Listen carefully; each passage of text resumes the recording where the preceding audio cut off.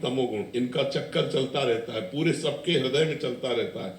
अब भजन के द्वारा इनको मिटाया जाता है। जैसे कोट्स पैंट टोप लगाकर हम सर्दी से बचते हैं, ऐसे 3 गुणों से बचना है तो भजन करना पड़ेगा। नाम जप के द्वारा हम तमोगुण को नष्ट करते हैं, रजोगुण को नष्ट करते हैं, सतोगुण को, भोजन सात्विक, तभी कहते हैं मुर्गा मछली मत खाओ, शराब मत पियो, पराई माता बहनों की तरफ गंदी दृष्टि मत रखो, इससे तुम्हारा रजोगुण तमोगुण कम हो जाएगा।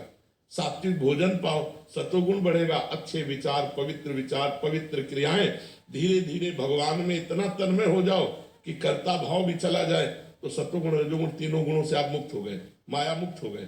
माया मुक्त हो गए तो भगवान प्राप्त हो गए। इनका प्रभाव सब पे रहता है, साधु असाधु, घर गृहस्थी, लड़का बच्चा बिटिया, सबके ऊपर रहता है। 3 गुणों का चक्र ऐसे चलता है जैसे प्रकृति के द्वारा जो सर्दी गर्मी बरसात दी जाती है सबको प्राप्त होती है, ऐसे सतोगुण रजोगुण तमोगुण सबको प्राप्त होता है। जैसे जो आहार राक्षसी करता है तो उसमें तमोगुण की स्थिति रहेगी, सतोगुण जरा सा आया चला गया। जो राजसिक करता है तो उसमें रजोभाव, काम आदि इच्छाएं नाना प्रकार की, और तम की भी वृत्ति रहेगी, पर रहेगा रजोगुण। अब जैसे सतोगुण है तो काम क्रोध आदि ऐसे आए और गए, उसके टिकेंगे नहीं, क्योंकि सतोगुणी व्यक्ति है, उसमें क्षण मात्र के लिए आए चढ़े गए। लेकिन तमोगुणी व्यक्ति में वही स्थिति बनी रहेगी, दया आदि क्षण मात्र के लिए आए बस चले गए। तो हमको क्या करना, रजोगुण और तमोगुण दोनों को त्यागना है।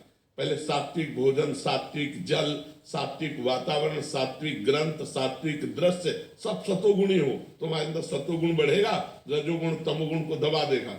और फिर जब भजन बनेगा तो गुणातीत हम हो जाएंगे, सतोगुण का भी त्याग कर देंगे, तब माया मुक्त जीव होता है। इसका प्रभाव सब पर पड़ता है।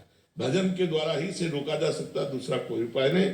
जैसे सर्दी पड़ रही तो हम अच्छे कपड़े पहन लिए, कंबल ओढ़ लिए, अग्नि के पास बैठ गए तो सर्दी से बच गए। ऐसे ही सतोगुण रजोगुण तमोगुण मायाकृत प्रभाव से बचना है तो राम राम कृष्ण कृष्ण हरि हरि आपको जपना होगा।